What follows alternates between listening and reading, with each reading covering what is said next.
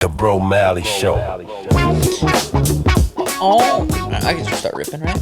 Oh my gosh, guys, we're back with another episode of the Bro Malley Show. We talk fights. It's pretty much all we talk about, and then a little bit of other stuff. You know what I'm saying? So I know you watched the fights yesterday. I actually did. I watched Did you? them. Yeah, I did. Damn, because they were at a good time. I like when the fights are at that time. It's nice. They were over to there do. they were all there in the Middle East, over in Qatar. Mm-hmm. You used to play the Qatar. I look a little Arabic too. Yeah. So. Do you know what? Let's run these fights down. Let me pull up the old UFC the result things, and let's see if there's anything we're missing out. Can't remember off the top of my dome piece. Yeah. Kiyo Horiguchi. I guess he was out of the UFC for like 6 years or 7 years or 9 years or some shit. Comes back and finished a guy ranked. That was cool. Waldo Cortez. Did you see the heavyweight? So I watched from the fight you just talked about. I watched it. Okay, so Waldo Cortez, the big black heavyweight, got eye poked 2 weeks ago. Took his break, came back, boom, slipped to bing, knocked the dude out. Took this fight on 2 weeks notice. I think he's fought 5 times this year. Damn. And I don't know if they're all. Let me look actually. I don't know if they're all KOs, but it's 16-2, big heavyweight. Dude, they heavyweights What's his need name? Waldo. Waldo what? Waldo Cortez Acosta. Oh yeah, okay. Oh yeah, I watched him. So he lost. He fought 5 times this year. Win, KO, decision, loss, KO. Heavyweights need something. They need something to spice it up because right now it's just. I mean, there's just not a whole lot going on. Jack Hermanson lost to Mike Tebek Orlabi. Did you see that one? Nope. You said you watched. I did, but I don't know the names. Okay. I don't know the names. I didn't know either. Yeah. I feel you. Volkan Ozdemir beat Alonzo Menafield. I did watch that one. Nice little fucking pieced him up. Left hand to the old juicer. Sat him down. And then we go to the co-main event. Ian Machado Gary, 17-1 against Bilal Muhammad. And this was an interesting fight. Big fight for the division. Islam just became champ. And we need contenders. Prates knocked out Leon Edwards, kind of, he puts himself up there. Michael Morales got a finish over Sean Brady. But even though they were both finishes, I still feel like Ian Gary beating Bilal the way he did, just like stuffing all the takedowns, outboxing him, super high fight IQ. I'm most interested in Ian versus Islam. I think Islam, I'm not too familiar with Morales and his grappling.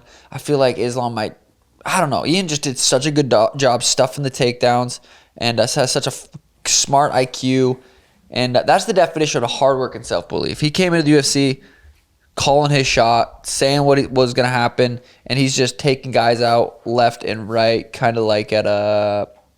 Gay bar. Yeah, I was going to say that, but I was like, that's not really good. But let's see his win. Let's see his... Okay. Beats Jeff Neal, beats Michael Venom Page, loses to Shavkat, but he was on his back at the end of the round. And I'm pretty sure it was short notice. I'm almost positive Rav Kanamanakmanov was short notice, and it was a 5-round fight. He was on his back at the end of it.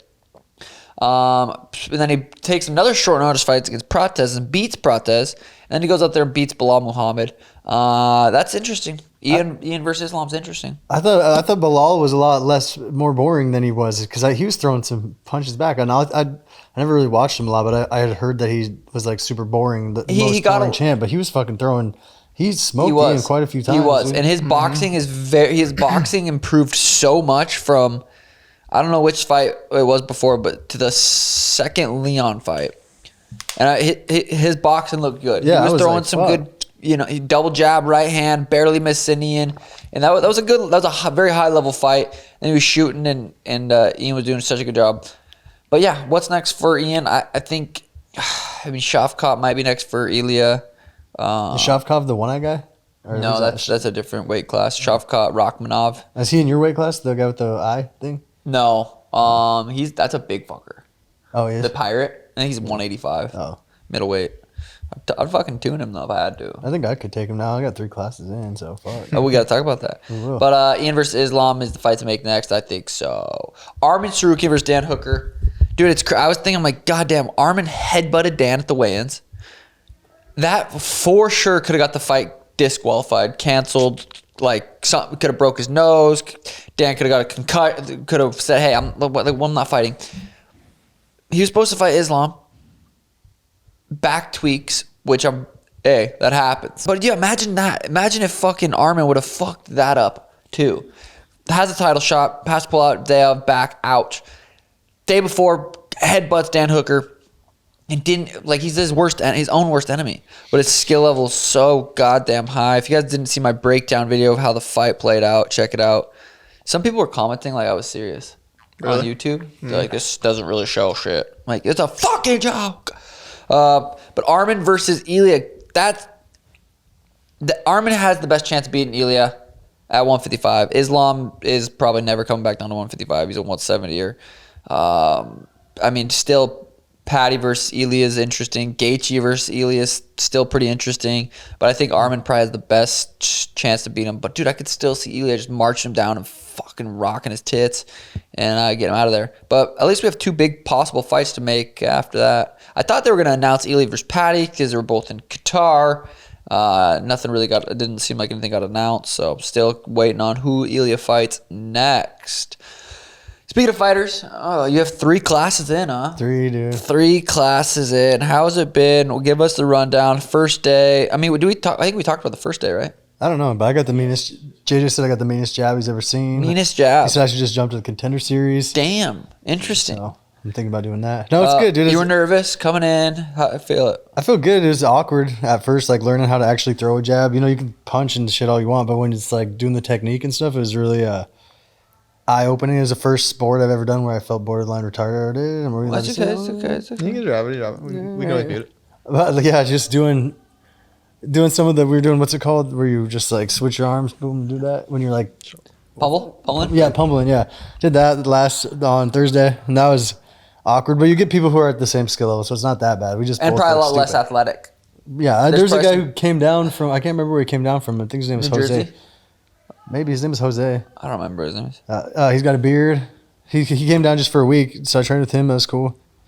And then I saw a dude that went to Virtue. And I knew I recognized him when I seen him, bro. I saw him and I was like, fuck, I know that guy, dude. And he looked at me and he's like, what's up, man? And I couldn't figure out where I knew him from. And then Did he try to fight you or what? No. I did. Yeah. And then he came up. He's like, dude, remember you did my intake? And I was like, oh, fuck. All right, dude, I remember. So it's cool to see shit like that, you know? Damn. Yeah. Hell yeah. So your confidence is building. Oh, yeah. Or does it make you feel more humble? Or more like, okay, wow. No, confidence is building, dude. That's good. I stare everybody down at the store now. At the store? Yeah. That's For the hell of it. Good Dude. practice. Yeah. Women, children. Yeah. All sorts of kinds. Yeah. Dude, I remember, I'm trying to think back, like my first couple, like when I walked in the gym, I had my first couple kickboxing practices.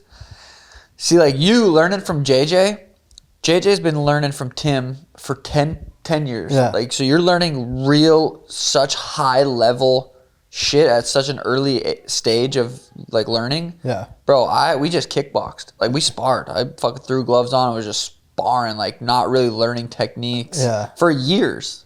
Like I started kickboxing and stuff when I was 16, but like I didn't really start training and learning shit till I moved to Arizona. I was 18, 19.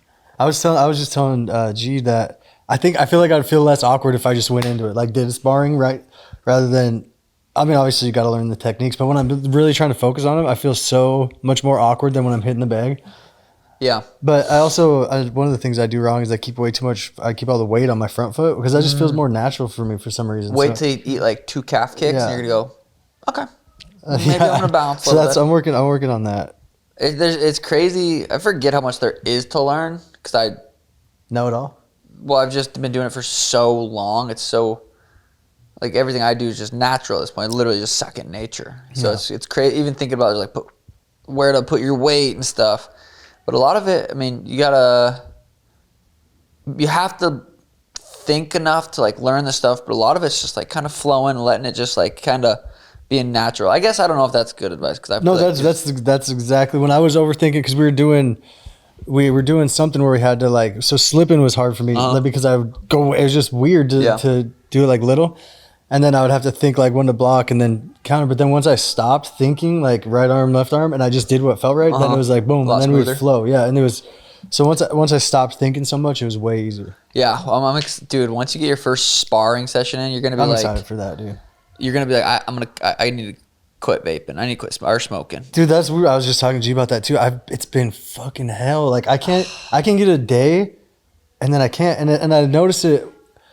It was this morning or yesterday morning. I was like, I didn't even crave any. I wasn't even craving it. It sounded awful, but it was the habit of. It was like the ritual of doing it on the way to the gym, right before the gym. It was fucking cigar, a Black and Mild, and I feel it like hell. Like I've been doing legs a lot. Like I got the bombless leg routine I've had in a long time. And when you're doing the legs, you feel the breathing. So it's like fucking sprinting, dude. But I always push through it, and then but it depresses me the second I smoke. I get so depressed, dude. And then my mind's like, oh, what is that? I mean, it's obviously addiction. I don't know. Is it a lack of discipline? I'm disciplined as fuck with my eating. You are disciplined as fuck. But with that, eating, you go to the gym. Even with that, I mean, it is a lack of discipline. It is in that area, but it's also. I mean, addiction is a motherfucker. Everyone asks me like at like my work or like Tony, he'll be like, "How the fuck can you go? Be work all day, do 12, 13-hour day, go to the gym in the morning, and then I'll go to soccer. I go to the classes." He's like, "But you can't fucking not smoke. The thing that makes all those shit harder." You just can't, and I'm like, bro, I don't fucking know. That is a weird one. I've made it a month twice with none, and that was great. And then I tried the nicotine patch like a week ago, but it's like my anxiety. If I start to get anxiety, I'm fucked. That's what kills me. Life is crazy, man, isn't it? I was gonna say something fire as fuck, but that's fine. We had, let me see, dude. I was talking to one of these kids about managers. I'm not gonna stop talking to. I could go on a fucking hour tangent about this, but I will say this: if you are in the UFC and your manager's taking 10% of your bonus, oh, dude, I don't really feel anger or like ooh, but I feel like when these managers take 10% of their fighters' bonuses, it just drives me so fucking crazy. And there's managers that do that. 10% of their bonus. You go out there, performance of the night, finish the night, whatever, $50K, and your manager thinks he gets a percentage of that. Doesn't negotiate it. It's already in there. UFC is like part of the bonuses. Like you get those. And he's fucking, I'm not even going to talk much more about it because it drives me so fucking crazy. You shouldn't be getting the middlemen, blah, blah. I'm done. AJ versus Jake Paul. Do you see the size difference between do you see how fucking He's huge a monster, that guy bro. is? Yeah. 6'6", 265. That's huge, dude. So they're making him come down to 240 or 245. That gives me so much respect for Paul though, because I was always just like he's up fighting like all these old people or Tyson. I mean Tyson's still beast, but this dude's fucking Tyson old hell. I know, but this guy, He's not had a single matchup even close to this. Yeah, this is. I mean, this fight as a friend of Jake is like, I'm scared. Yeah. Like, dude, these are getting knocked out by someone like that changes lives. It doesn't change just your career path. It doesn't go, maybe I don't box. It can change lives. It can change the way you think. Getting knocked out, bad concussions are scary. Your brain, you have one fucking brain. And if he's willing to go out there and fight, and like that is absolutely fucking insane. Like it scares me. How did that even come to be the thing? Was that even in the works at all, or did it just like boom? Random? I know. I think I think Gervonta was kind of up in the air. They didn't know if it was actually going to go through, and he was having some issues. And then it sounded like there was a couple options, and Anthony Joshua was the one. Fuck, but that guy's an animal, dude. If Jake goes to a decision and loses a decision to AJ, I think that's a win. That's a massive win. Yeah. If he goes out there, goes 8 3-minute rounds with Anthony Joshua, that is a win. What is Anthony Joshua? Is he a boxer or is he a MMA or who is he? He's one of the. He's like a professional world champion boxer. He has fought the best of the best boxers. He's fought Tyson Fury. He's fought Usyk. He's a legitimate professional boxer. He's not an influencer. Yeah, his is legit, bro. He is a dude. Did you see him knock out Francis Ngannou? Oh, he knocked out Francis Ngannou? Bad in the second round. Oh, okay, I remember. That's when Francis went to boxing. Francis went to boxing, fought Tyson Fury, like arguably the greatest heavyweight of all time.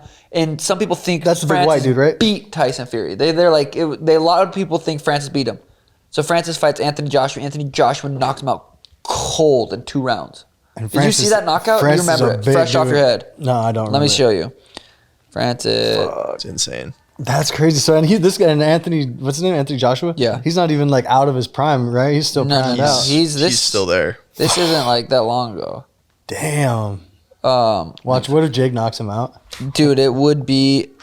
It's gonna. I don't. It's fucking insane. How big's Jake? What's Jake weigh? Jake's probably 6'1", 220, 215. It'd be like Conor knocking out Floyd. I feel like you don't think dude, Conor was that much bigger than Floyd. True. Like he was bigger, That's a good point. but not. So you think that this is significantly more impressive? This is nuts. Watch that.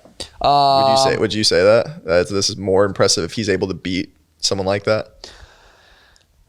If Jake beats Anthony Joshua, is it more impressive than Conor beat? I don't know. That's tricky.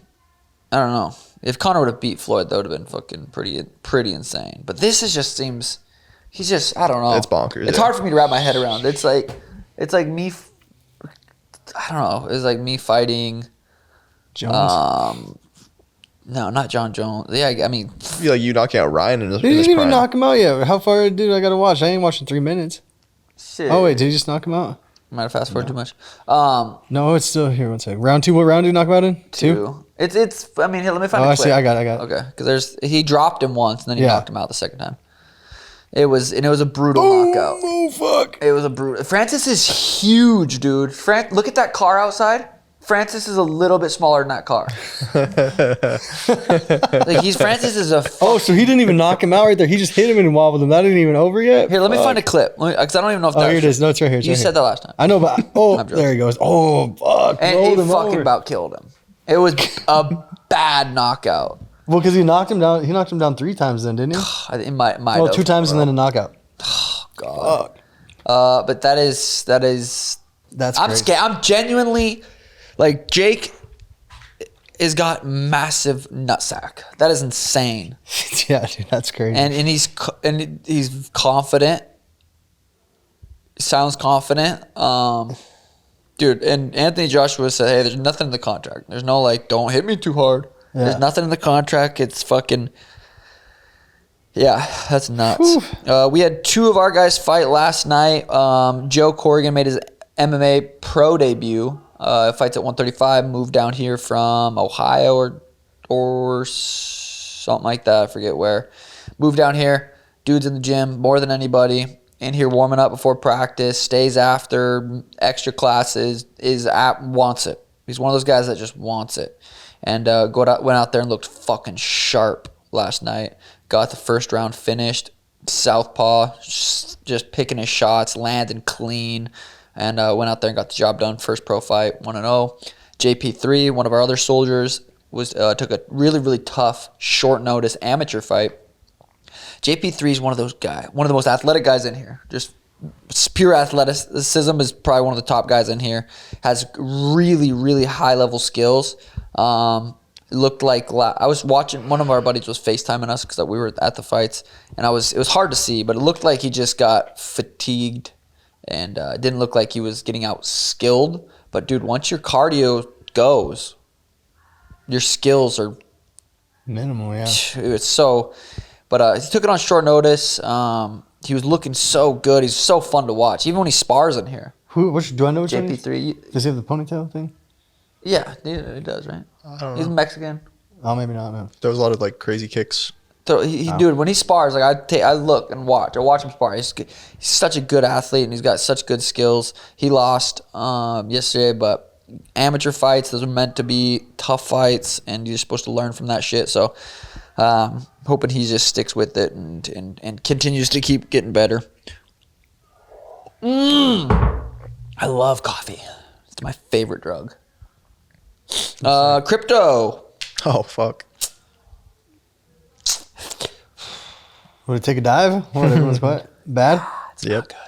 Not Bitcoin or what? Or everything. All of it. I'm fucked. Fuck. We're all fucked. No, I didn't put. I mean, I have a lot of money in crypto, and I'm not taking. I'm fucking letting it ride, hoping. But it's like all the money I put in there. Before I put it in there, I'm like, okay, if I lose this, yes, I will fucking cry. But it's not my. I'm still okay. So I'm still okay. And it's shit in the bed. And I never even look at it. I never look at it. Tim, check out Bitcoin. I'm like, fuck! and it's like 85. Like, what the fuck? Is that 120? I never look at it. Tim's always like, look at Bitcoin. What's your goal overall in it when you invested into it? Are you planning on selling it at some point, or what's your point I know, of having it if you don't watch it? I would at a certain point if it was like I don't know. It's a good question because it's like are you invested in there to keep it growing, or you want to take it out and then buy again when it dips? I was just kind of I have someone that I listen to that I'm like they're not accountable, I'm not holding them accountable for it, but they're in it more than I am. Like, hey, you tell me when to buy, when to sell, and I'm just kind of listening to them. I'm take full responsibility of whatever happens, but. So you're gonna buy right now when it's low as fuck? No. I'm too scared to buy right now. If they told me to, I'd be like, I put $5 in. So I did. No, I'm just gonna ride it out and. So if it pops back up to where it was at a high, do you sell it all now? Learning from this, do you sell it all now and then wait for another dip and buy huge and then? Or, I don't know. I am going to hope it goes up a lot. And then try to sell and then wait till it does this again. Because it's going to go back up. Yeah. I mean, it might not. It might not. God, my mustache, I was going to fucking trim it up before and I didn't. I'm super insecure. I know this is fucking great. That's close true. up and it's like fucked up. But it's whatever. Yeah, I know it's going to go back up. Yeah. You know what I mean? Fire. So I'm going to wait for it to go back up and then we'll see. We'll see there. Your beard's growing decent though. I appreciate that. It's not bad. Appreciate it. Do you grow on the sides or not? Is that it? What do you mean? Can you grow like a beard? Or did you just keep it like that for a reason? Beard? Like my beard? What the fuck is this? Oh, what the Little hell? chops, dude. I don't know. Damn, I never really noticed. I guess I'm going for the Russian look. I think I might just shave the stash and just look like Hamzat. Yeah. That'd be a good idea. You need a makeup artist to do that just for clips. Oh, just you wrestling. Maybe it'll improve your wrestling. Whatever, dude. Next question. I've been working on my wrestling once a month. Do you work on it at all, though? No. Why? Why would I? That's true. I knock people out. I've never been out wrestling in my fucking career. Anyway. Okay. Hamzat shoved Ian Gary. I seen that. Yeah, it seemed like Ian was congratulating Armin. And then it was like kind of just weird. Did you watch the whole clip? Because it didn't seem, it was weird. Because he said, he's like, he's not going to fight me. We're good. And then dude. Hamzat might have interpreted that in a different way. He's not going to fight me. Like he's getting kind of like, he's not like, he might have interpreted that. Yeah. Language barrier is real, man. So that's super true. Ethan Ewing back to work after huge upset. I saw that. Ryan Garcia announced that he'll face Mario Barrios for the WBC welterweight title on February 21st. Oh, Mario Barrios is pretty good. When is that Jake Paul fight? The 19th of December? Something like that. Right. I'm excited to see that. No, it's December. Islam versus DDP. Who wins? Islam Makhachev, that guy? Yeah, Islam's the one that just beat. Yeah, I think DDP is the one that just lost to Hamzat. Yeah, DDP. God, imagine Islam moved up. That's what I'm saying. Oh, are they in two different classes? What are those matchups like, you think? DDP's fucking huge, dude. I don't know. I don't think that'll ever happen. Gary. Kamaru Usman says Gary's performance was boring. I mean, he just put like a yawning emoji. Yeah, I thought that was a good fight. They were throwing shit the whole time, dude. What about that? And matchup? He's so fucking quick when he comes in and out. Bilal or Ian? Ian. Yeah, he looked good. His jab was on fucking point. He looked really good. The speed that he has, though, when he comes in and pops out, I'm like, holy fuck, dude, that's crazy. Yep. I'm struggling dodging like a slow-mo jab that I know is coming and slipping it the right way. It is going to give you such a different perspective on. I mean, anybody that's never trained and then you go train, it gives you a whole new outlook on fighting. Yeah, even watching the fights, I was paying attention more just to that's cool. Like their stances and shit like that. That's cool. Kamaru Usman, he could be next for Islam too, right? Actually, I don't know. I don't know what his last few fights looked like, but Kamaru's still there. He's still got that dog in him. He's still got that. I mean, he's still not going to be an easy fight for anybody. When he fought Hamzat, I mean, that really showed you, like, okay, Kamaru is a motherfucker for anybody. Kamaru versus Ian, they've never fought. That'd be an interesting one. Speed trip, I think I'm going out to LA on a couple weeks or next Monday or whatever the fuck day it is. I guess Speed's doing this TikTok live thing and it's like this huge fucking thing. The iShow Speed guy or whatever? Yeah. He's like basically the internet at this point. I know. I've been seeing. I didn't even know. I've never watched a thing of him, but I've seen him everywhere. Yeah, he's crushing it right now. Might go out there and play him in pickleball. Oh, New McGregor shorts. Yeah, sort of confirm he's actually returning. $100 bill shorts. Oh, that's fire, though. They're like completely covered in $100 bills. That's like real $100 bills. Yeah, it was kind of like part of it was basically saying it was leaked that he's fighting because those shorts are now available. If that makes sense, like like it lines up. Connor's head coach says they're all in right now. I'm assuming this was Rampage. I've made more money streaming in 8 months than I did in 25 years of fighting. I mean, I think that's probably exaggeration. He's probably made a lot of money in 8 months, but it's just like. Well, when he was fighting, he probably weren't getting paid nearly as much either. Yeah, true. But still, 8 months compared to 25 years, it'd be crazy. Tony Ferguson returns to Misfits Boxing to face Warren Spencer. Not sure who Warren Spencer is, but that's Tony Ferg. You love seeing him get the job done. You love seeing it. He beat that Salt Poppy. I mean, Salt Poppy seems like a good dude. But God, there's something in your heart tickles when Tony gets the job done, man. Dana White says Francis went to his office to ask for a $50K bonus. Dana said no, and he proceeded to grab him. I saw a clip of that on YouTube, and that'd be terrifying if Francis was grabbing you with those big eyes and those fucking. Oh, that'd be scary. Who's pound for pound number one right now? I think you got to say Islam. I think it changes per fight when these guys fight. I think, I mean, it's Islam, Ely are both number one. Rob's number two. Rob Font? Rob who? Rob. Marab. Oh, Yeah. I was like, I don't You know know any Marab? Robs. Rob, yeah, dude. He'll probably go back to one if he beats Peter. No, I don't think so, because he already 50-45 Peter. He already beat him. Oh, yeah. It's like it doesn't really do much more for his pound for pound. I think Peter's gonna do it, dude. Do you? Yeah. I mean, that's the next fight. That's in 2 weeks. Yeah. Or no, 3 weeks? The 6th. 2 weeks. Yep. Yeah, that's the next fight. Not next Saturday, but the next one. You think he's gonna get her done, huh? No, Marab's beast, dude. Yeah. That card's pretty sick, though. I mean, Pantoja, does he fight on that one too? Is that right? Pantoja versus Joshua Van, semi-van, or no, minivan. But that's that. What else we got going on, man? What's up with you, dude? Probably gonna get promoted to supervisor soon. Damn. Was it gonna add more hours or anything, or just more cheddar in the bag? Cheddar, but I don't know. I won't get more out. Oh, fuck, More responsibility? Yeah, a lot more responsibility, but I can handle that. It'll just be, I'm gonna talk with them, and if I'm not gonna do weekends. You know, I just refuse to. So unless I have to do it. Well, you work on the Sundays. We do pods, Yeah, true. and we're raking in. But that's time for Steph and Zay. You know, Saturday, Yeah. Sunday, like that's something I won't sacrifice. So Yeah, I don't how's it mind. been having Zay full time? Because mom was you guys had him like on and off or whatever. How's that been having him full time? It's good. He loves it. It's good. He loves his new school. He's learning Spanish. It's stuff. That's cool. She does homework. She's so patient with him though, because he doesn't know any Spanish, obviously. Yeah. So I'll watch him, and he'll get frustrated because he can't learn it, and she'll get frustrated because he won't. Like he'll listen, but Bro. it takes a lot of patience. But he's doing good. He's got a lot of friends, and yeah, it's good. He loves it. Dude, one of the hardest things I've ever done is committing to Spanish, learning Spanish. It's so I do it a couple times a week, and it's so fucking stressful and so hard. It makes me feel so stupid. Yeah.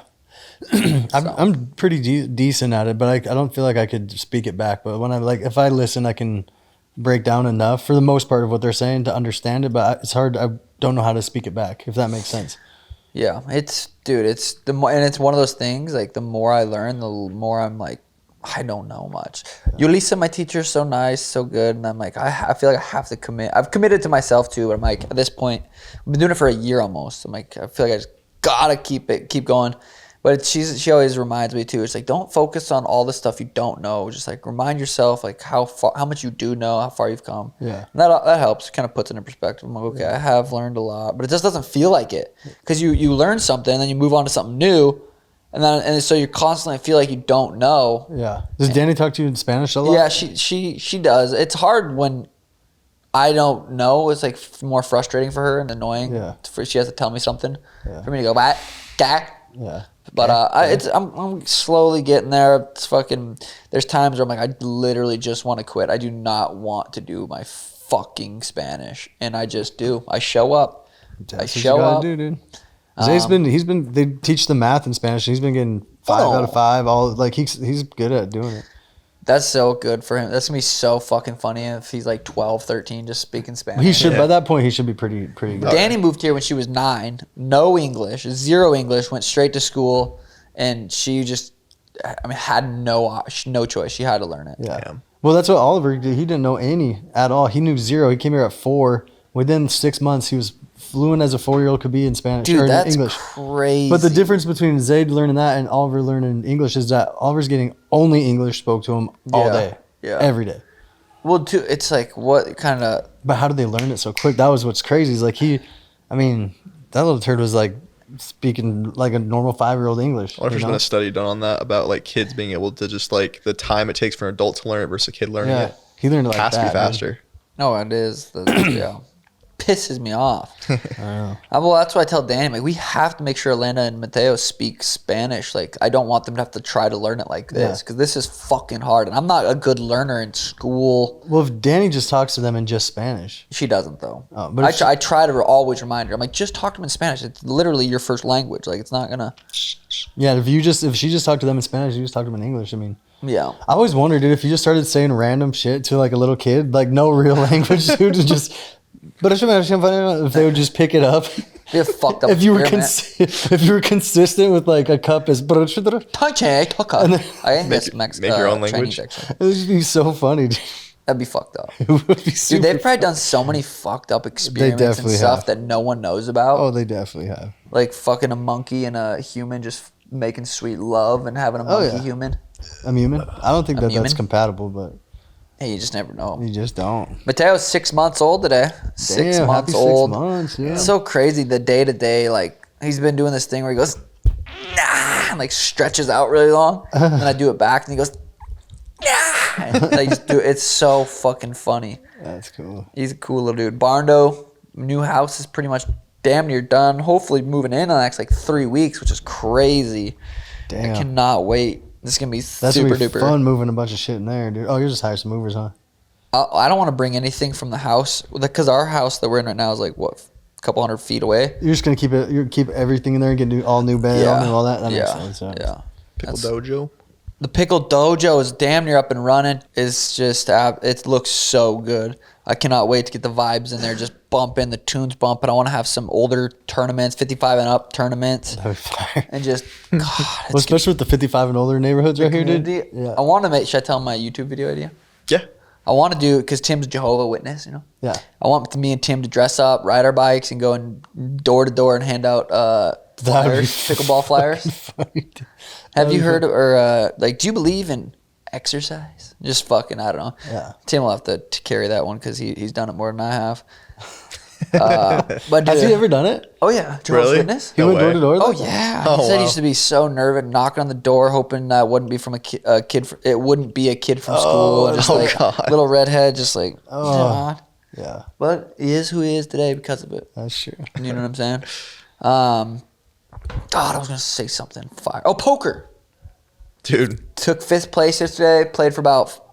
Dude, how long did I play? 5-6 hours? Like, what, online? Yeah, online. Took Could've 5th place. 6-7 hours long, grindy tourney. How much did you make?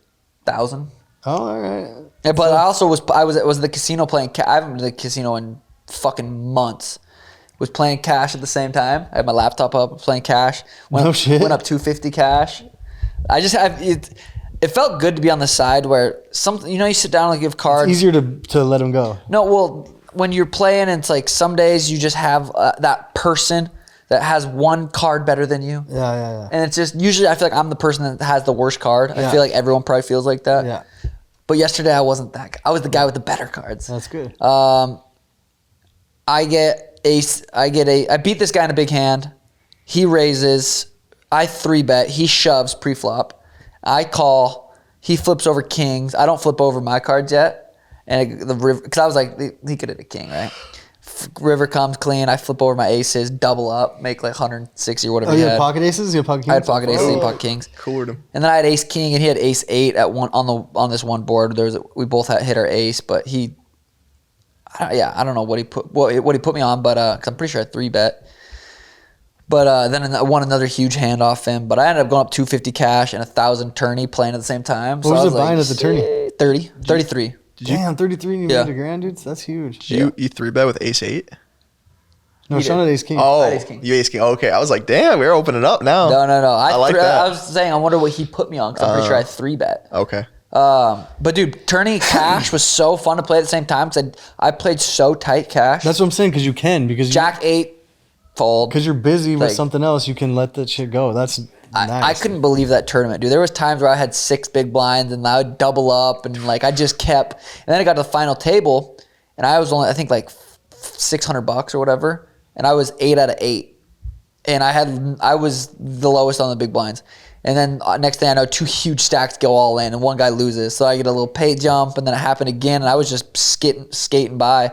And then I lost with pocket 7s, I think.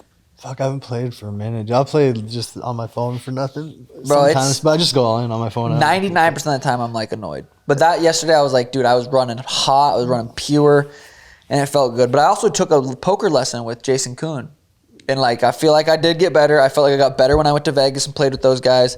I feel like my skills leveled up, but I also am like, I know how good the cards were to me, so I don't want to be, we'll see. We'll see. Can I do it again? Okay. What else we got going on, man? Football. Today's football. Prize Picks. Use code Suga. Play $5, instantly get 50. Dude, football's been fun to watch. Tim just asked me if I want to go to the Cardinals game. Is there one today? Yeah. Who do they play? I'm not sure. Who cares, really? Like, God, dude, it's like I don't really want to walk from the car to the stadium. Take a helicopter in, dude. See, if that was an option, I probably would. Yeah. But it's like, that walk. sucks. You're doing all the traffic and bullshit, dude. Traffic, and it's like... Yeah, I've been watching football a lot lately, too. It's been good, dude. I feel like... And like today's a good ass day for it. It's all rainy, dude. I'm gonna go home, sit on the couch. Oh, yeah. Meal prep for the week. Dude, I had a dream I jade off, and I was so upset with myself. Dang. I've been jade off forever, bro. I haven't this whole year. Me too. Yeah, easy. Really? Yeah. Yeah, that's good. But I had a dream I did, and I'm like, why? Yeah, so that was interesting. But dude, Jay and off used to be my thing. Yeah. It used to be like, dude, I remember when I first moved down here, it was daily. It was for pre-nap. Well, how old were you, dude? That was 18, daily. 19, 21. Well, there you go. Dude, that shit was daily. No choice then. That's daily for everybody that year. But it was just like, go to the gym, come home, taking like Jay nap. I think it might have been twice a day. Yeah. Because like, how else am I going to go to sleep? That's normal too, I think. So for me, not JD boy is pretty big deal. Yeah. Which in turn means I haven't watched porn in forever. I haven't watched porn forever. I just I haven't watched porn for fucking ever, dude. Porn's Forever, fucked. ever. I honestly don't remember one. You miss it? No. I do. Dude, Porn? I don't miss it at all, dude. I don't miss it. But it's crazy how much clearer I feel like. I don't know fucking where I'm going with that. But I feel like porn's probably not great for your brain. Probably not. Thank God Arizona fucking banned it or tried to. Or age restricted it. Thank God for you. In general. Oh, In general, G. Perfect timing, brother. Come sit down. We got questions. We got our porn correspondent. Michael hasn't watched porn and jacked off in a long time. It's been about a year for me. Really? How many hours has it been for you? Be honest. I think I jaded one last week. One good one last week. Okay. What's a good one compared to a bad one? That's a great question, honestly. I think it's a good one where it's a little bit more love. They're all good. They're all good. Every time it is good, my mind gets settled. My mind gets right. I can start thinking about the stuff I want to grow instead of constantly just sniffing puss. See, that is a different perspective, and that's a great argument to the other side. I'm like, I don't think it's good for your brain. I don't think seeing that's good for your brain. But then it's like, if you can't get it off your mind. I think it's like anything. If you abuse it, if you're doing it once a week, twice a week, is that really that bad? I was telling him when I first moved down here, it was just daily, every nap. Like I go to the gym, come home, take a nap, and quick little yank, quick little siesta. Yeah, exactly. So it's like there's a counter argument to be made that it could be potentially good for you. Why'd they ban it? Garrett was just saying they shouldn't have banned it, and he wishes they didn't. Did you put your ID in? You see that? They've been doing that. I don't do that. I haven't done that once, and I'll probably never do that. So what do you watch? Just Reddit? Reddit. There's porn on Reddit, dude? It's great. I used to love that. Towards the end of my jacking career, I was a Reddit guy. The ones that was like the real girls one. Tim showed me. He's like, yo, you got to check out these real girls. Oh, I mean, there's a whole world. They're in the dressing room. It's just normal girls fucking shaking their tits. Huh. We had horny. I mean, dude, if you're dialed in, you're doing what you need to do throughout the day, and then you do a little yank once or twice a week. We're meant to bust. I'm pretty sure God made us to bust. I'm pretty sure. I think He made us to bust in women though, not on our belly. Yeah, but that's the dangerous part. In this society that's created, you're made to bust in one woman, compared to the old societies, where you can just bust in whoever falls victim, whoever's available. Yeah, no, that's definitely possible. Jacking is it's been a good one though. I can't believe I've done it a whole year pretty much. That just shows you though, like how much actual control you have over your brain. It did. There was a point where you just like have to fucking. That is true. There's a level of discipline and no more jerking. But after you get through the first little bit, it's probably like most addictions. Well, not necessarily because the nicotine. You get through a couple months and you're just fucking. No, it's easy at that point. I just do it. I don't know why the fuck I did it, dude. I honestly wasn't craving it. I wasn't anything. I just was like, oh fuck it, dude. We were talking about how disciplined he is. He can fucking work out, does his workouts, meal preps, does everything. But it just comes down to, because I said, what is it? Why can't you stop? Is it a lack of discipline? Which it technically is. Yeah, but it definitely he is disciplined. But in that area, he can quit for a month and he just goes. I think that's part of a self-sabotage shit. Maybe at some point. Self-sabotage for the whole jacking thing. It's probably so different when you have kids. When you don't have kids and you're just like, I literally have 2 hours to just kind of watch some YouTube, chill out. Yeah, flick my frenulum. That is a good point. That is a good point. When I don't really get bored at home because I have shit to do. But before kids, booze at work, no kids. You say booze at work? Like, oh, boo. I think I meant like boozing. I was like, no, girl, your booze at work. Can't poke anything. It's either that or cheat. That's why I feel like with the whole COD thing too, it's like you're either all the way in or you're all the way out. I feel like you could dabble here and there and not make it a big deal. That's how I feel like I can dabble here and there and not just but like, I'm addicted. Can I dabble in poker? No. Yeah, no. I mean, that's so I know my personality. Yes. To where I'm like, I'm either in or I'm out. Poker right now I'm in. Porn I'm out. Monogamous I'm in. Fire. Yep. In my monogamy. That's a good step. And you like that, right? You said you like. I feel like this year's been the most, the least anxious, the most like just level-headed I've been. But I haven't partied at all. No. Haven't jade. Just been straight. Just been a good boy this year, and it feels good. The dog's in there though. He's trying to get out. He's locked in there. Got him fucking cuffed up for a little bit, and I'm getting soft. You just feel it. Just getting soft. I'm just coming to fucking pussy. It's trade-off. Yeah. The trade-off. I mean, I don't know. Maybe it is, maybe it isn't. But as soon as yeah. You said maybe it is like 4 times. Yeah, it definitely is. Maybe it is. It probably is, but maybe it isn't. So you're saying possibly going to a football game today? Yeah, we'll pop by. We'll pop by. Just me and you pop by. That's at 2. We'll pop by for an hour and we'll skedaddle out of there. Make a couple prize picks and then get on out. Get on out. We got some. We were just talking about. I sent the picture of the Sprinter van to Chad, the guy that I might get a Porsche from, and he said, "This is sick. I would wrap that thing, put your pickleball logos all over it, use it as a tax deduction." That's not a bad idea, but also, God, the limo is so much cooler. The limo would be better pickleball wrapper. No, I think your the Sprinter van's fire. God, I think that fits more pickleball than a limo does. Dude, I think the limo is so van sick. just fits a pickleball. You haven't got to cruise around in that limbo yet, have you? I have. I drove it. I took the boys out. Oh, fuck. Twice, dude. You were there. No, I don't think I came. You did come because I was. Yeah, you came. You were there. You were there. We took Purple Drank out. Yeah, and I was driving. Oh, that was a hoot. That was when I first came down here. Didn't I sober the whole night? That is true. Dude? You drove the limo, dude, and I forgot I had the speaker in there. That limo is fucking badass. That was tough for me, dude. That was tough. I wish the last time we partied, I don't even remember when it was, but I wish I would have known that was the last time we were going to party. Don't say that. I think the thing about me making it, because every once in a while, you're like, let's just do one more. Just one more. For me, it's hard to do one more because I have so much fun. Yes. That I'm like, Should we do one more? Or 2 more? 100%. So, but I think I need to win a fucking fight before I celebrate shit, man. I'm fucking 0-2, man. Mm-hmm. So it's like, do I even get to party, man? But I'm sure you guys already talked about it and stuff, but the Jake Paul, Anthony Joshua thing, yeah, it's all fun in games. It's all fun in games and all it's cool, but it's like, dude, I wonder if Jake has gotten the fuck beat out of him in sparring ever. Or his coaches are there, everyone's there. Hey, stop. I can't imagine it being like that, but I was saying literally the same thing. I'm like, already on this pod. Yeah, but I think it's fine to talk about it again. I was saying it's no joke. It doesn't change your career. You go out there, you lose, you get knocked out, change your career. It could change your career. It changes your life.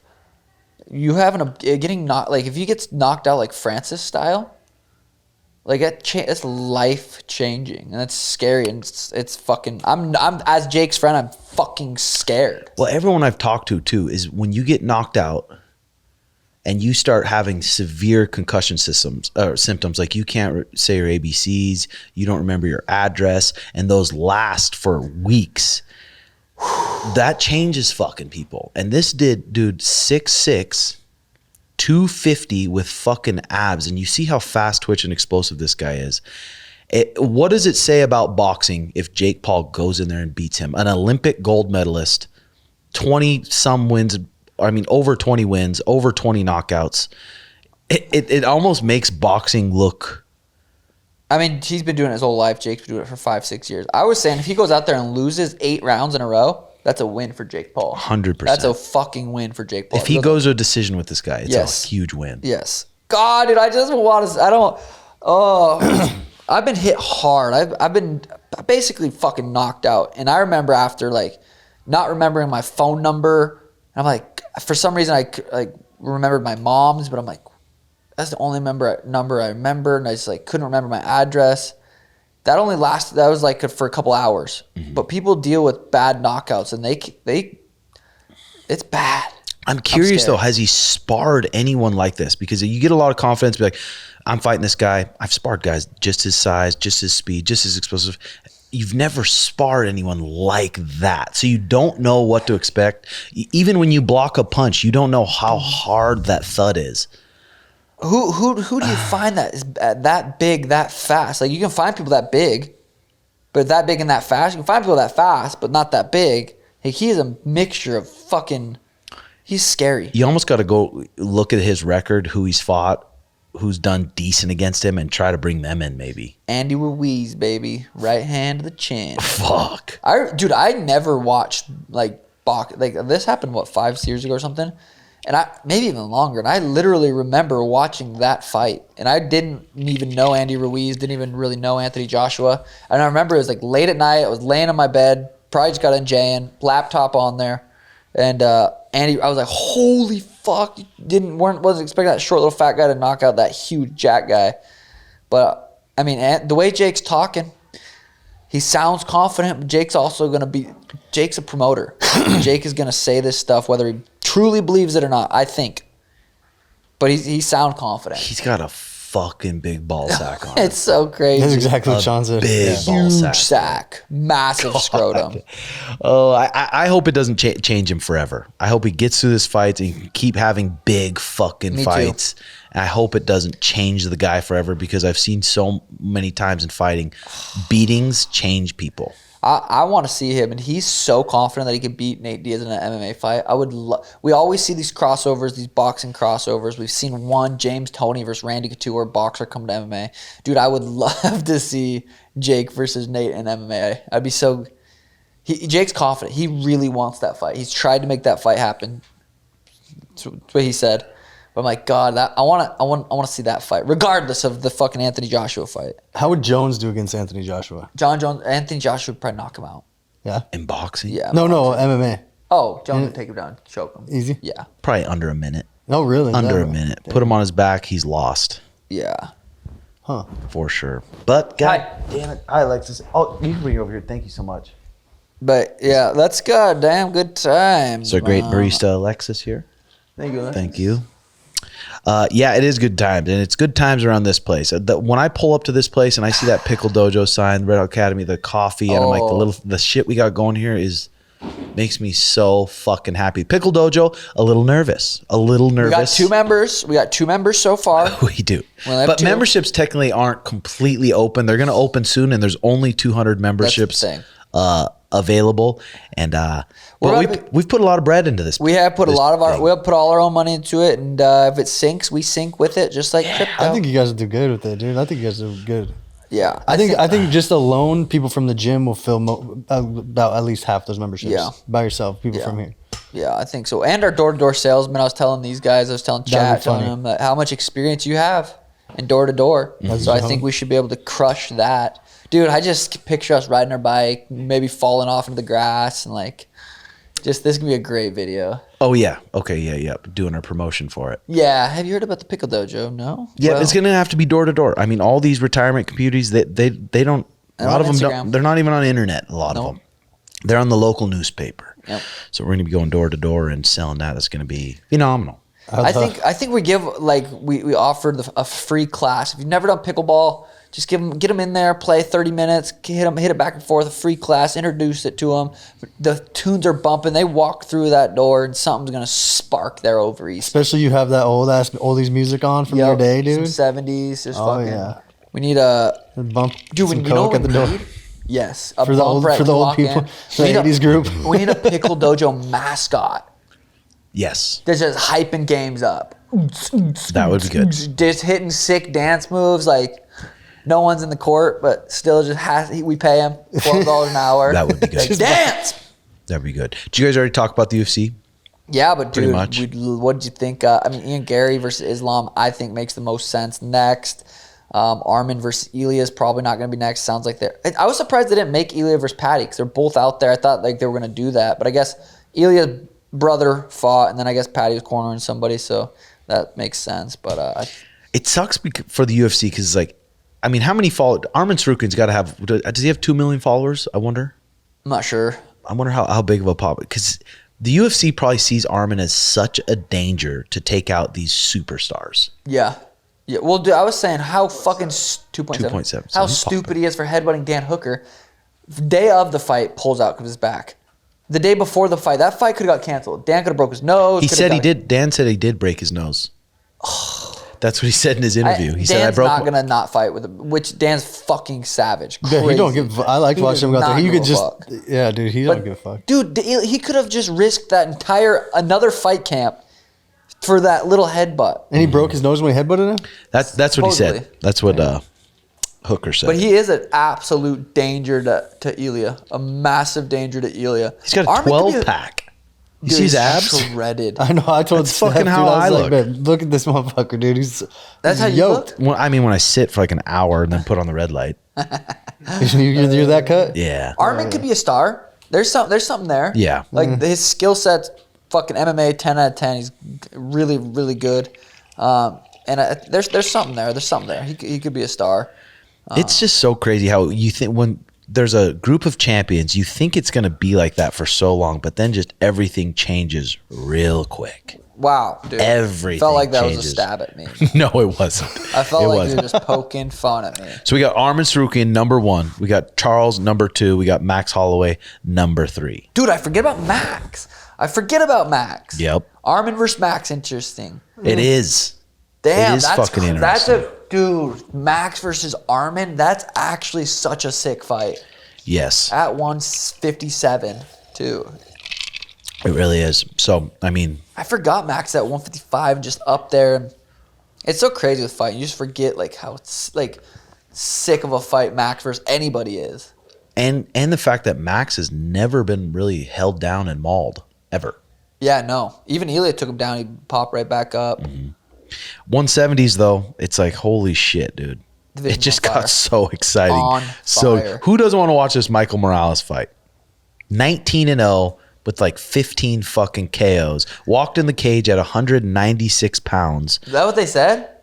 That was 12 hours after weigh-in. So who knows what he walked in there at? 170 to 196? Yes. He looked like it. He looked Jesus. he looked like a middleweight versus Sean Brady. He swings from his hips. He's got 15 KOs, so he swings from his fucking hips. He just thinks he can KO anybody, and that confidence is so scary. And they say he's been doing jiu-jitsu. I was looking at his Wikipedia. doing judo since he was a young child, so he's been grappling a long time too. More confident for the Islam fight. I didn't know that. I thought he just kind of was a striker, knockout guy. Dude, and Kamaru Usman was saying, yeah, but put him against a grappler, put him against someone who's gonna. I'm like, who can grapple him? Who can grapple him? Look what he just did to Sean Brady. That's the grappler. Sean Brady is a fucking great, like excellent grappler. Gilbert Burns. Excellent grappler. Exactly. So there's no one else really who's going to be. Kamaru. But Kamaru's probably like, fuck that. Well, what about just fuck the grappling shit? Carlos versus him. Yeah, exactly. Carlos is a sniper, straight down the pipe. Morales is a hooker. Carlos versus Michael Moraes, and then Shavkat versus Jack Madalena. Yeah. That's it. That's got to be it. Speaking of hookers, dude, I can't believe there's this girl we know. We've met a few times, young girl, beautiful girl. And she's just, I don't know if it's you or Art, or someone sent like a screen recording of an Instagram thing of Street Lizards. Street Lizards. Love Hookers. love that page. It was definitely you. No, it wasn't. Street Lizards, and there's this girl on there. And we know her.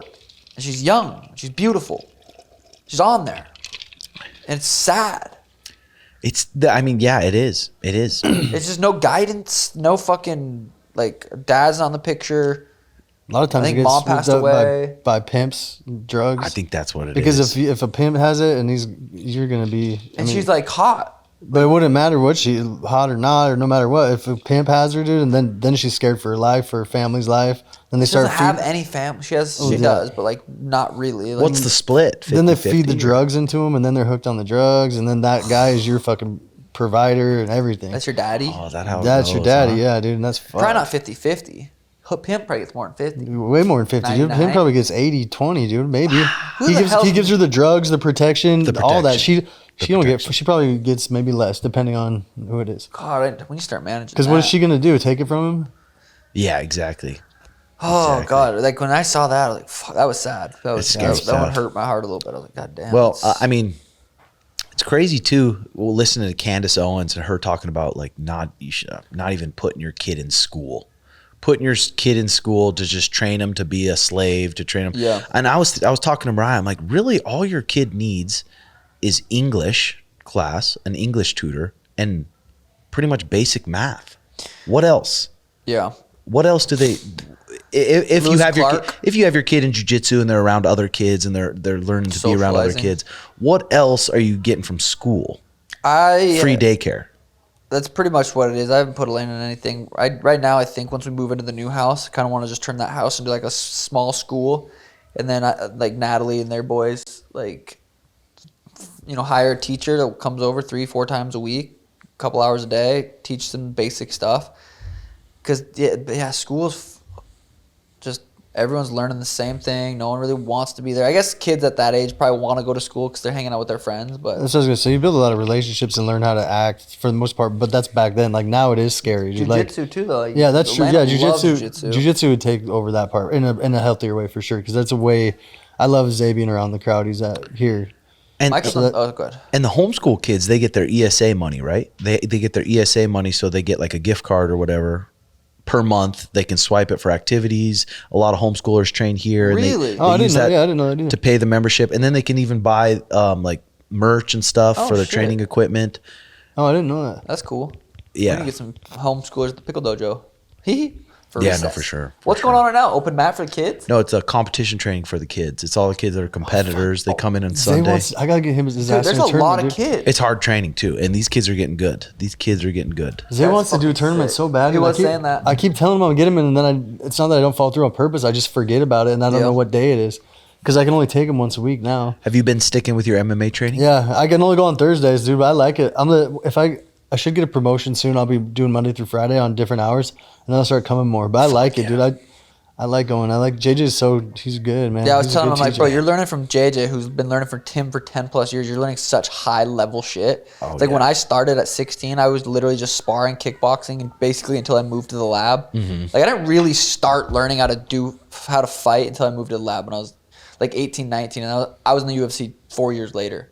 I feel like I trained MMA for 4 years and got in the UFC. It's wild. It's wild. It's just so crazy to me just to see the people that thrive in MMA.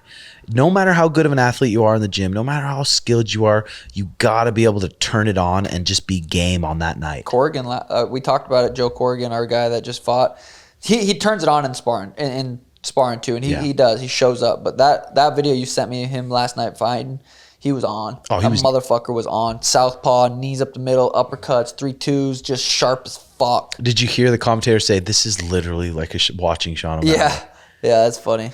Yeah, nasal breathing the whole time, controlling his distance. He cracked the kid, stayed composed, and then he TKO'd him. And that kid was tough. That kid was 5-0 amateur from Florida, a very good gym in Florida. Came up there and fought him. JP3, my other guy.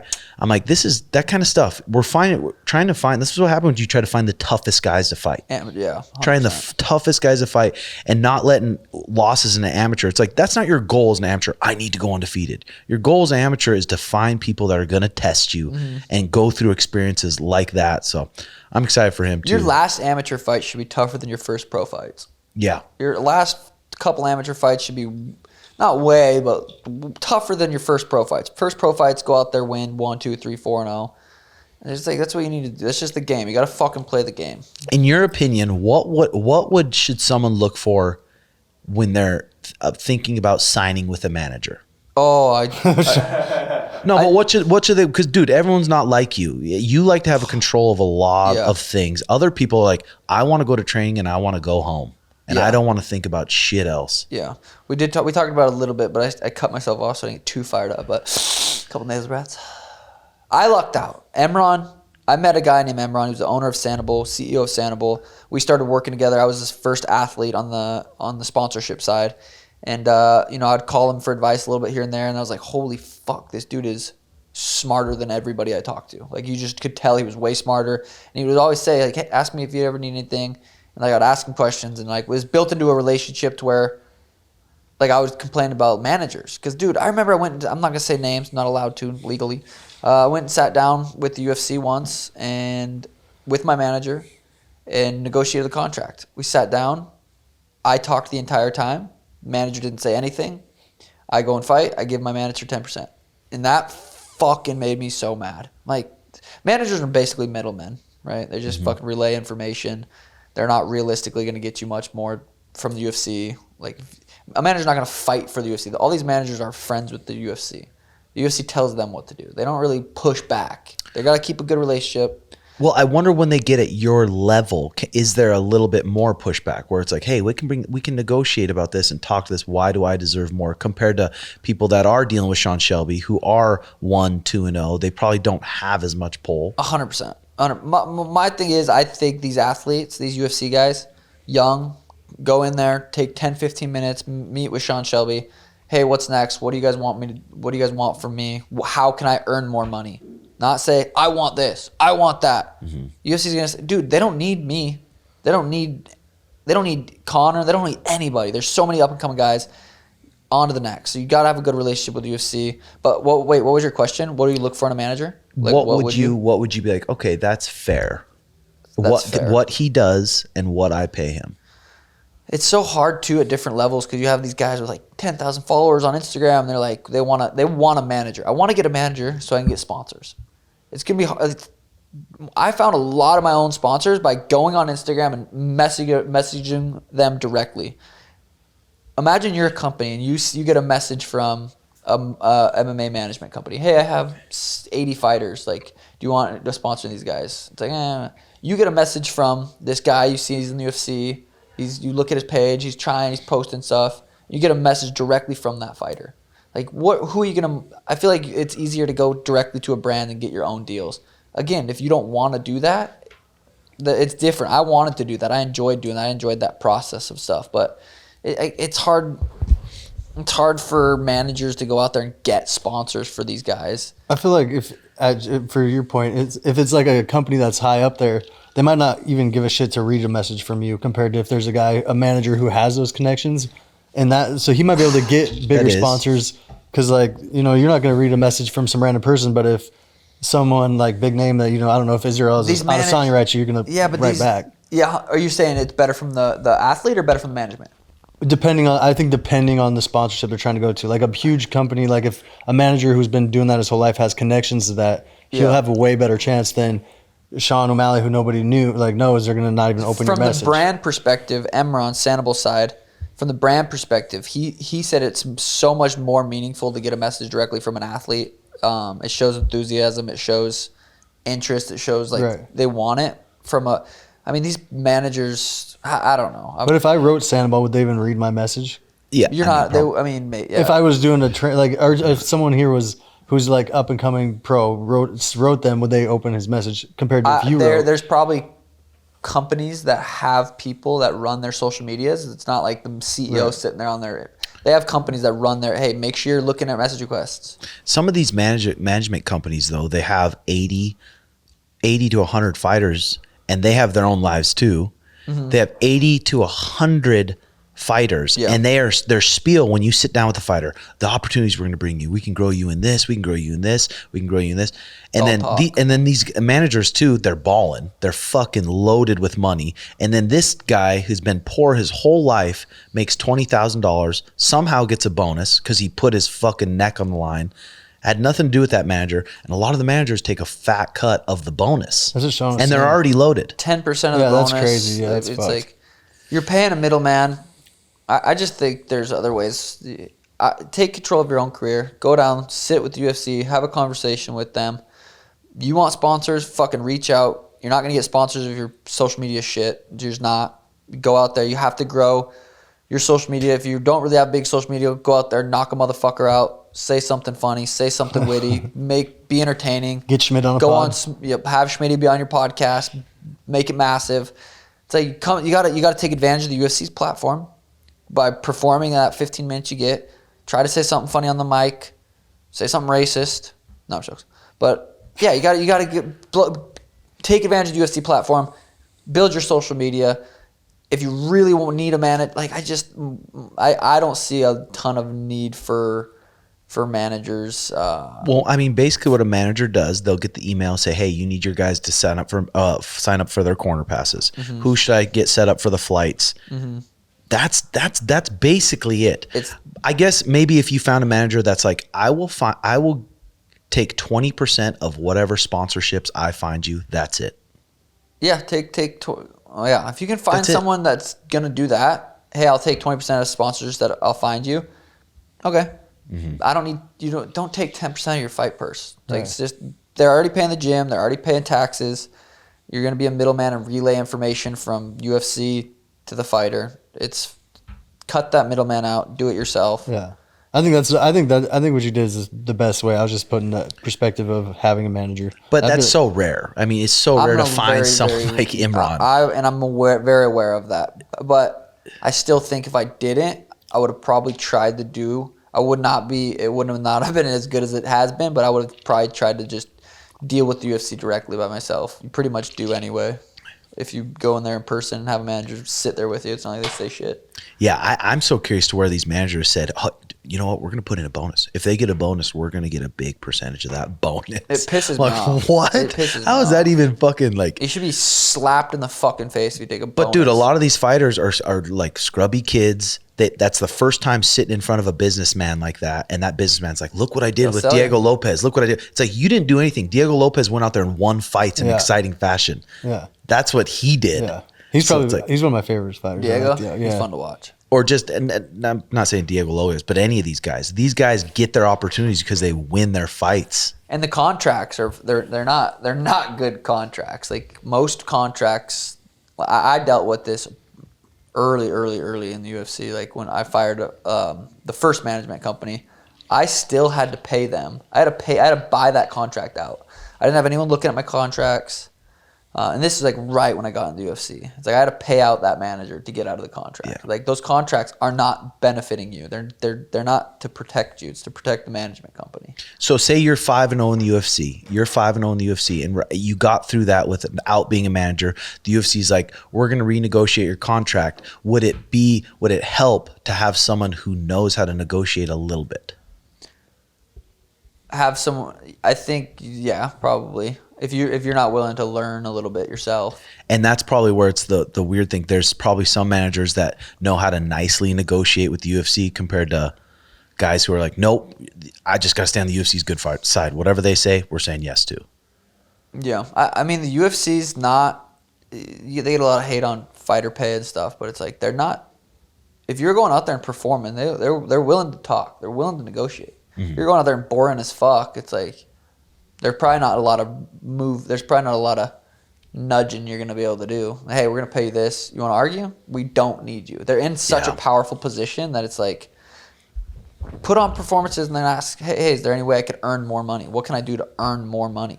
Yeah. I don't even know. I mean, even for younger guys too, even at the gym here, if you could, having a manager, I can't be a manager and a coach and do all these things. So you almost need someone who's looking out for fights. But again, when I was young too, I would look at a list. I would go to mixedmartialarts.com.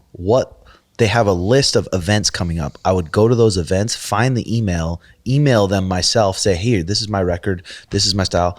Can you get me a fight? And I got a handful of fights that way, emailing them myself. How bad do you want it? No, How bad do you want it? Sometimes, ask her. I know. I feel I was lucky with getting fights, getting sponsors. Like, I was so lucky. So I come from a different place where there's guys that don't have sponsors and they don't have like a local promotion. It's like I never was in that position, so it's hard for me to. What was your mind like when you were an amateur? You clearly wanted to fight for a living, and you suffered a loss.